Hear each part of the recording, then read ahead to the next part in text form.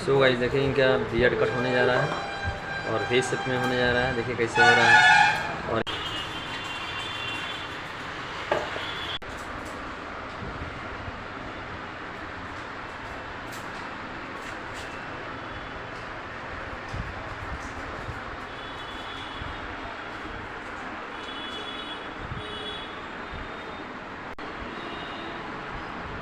वहाँ भी beard cut हो रहा है। देखिए फ्रेंड्स,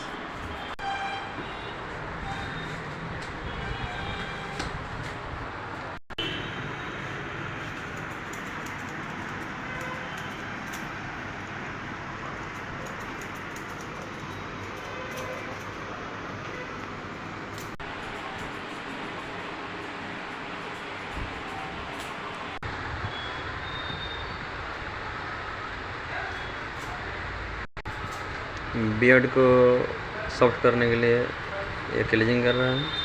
देखिए क्लीजिंग से बियर्ड सॉफ्ट हो जाएगा, स्किन पर लाइट आ जाएगा। देखिए फ्रेंड्स, आगे हर बियर्ड पर वो भी कर रहे हैं, कान साफ कर रहे हैं।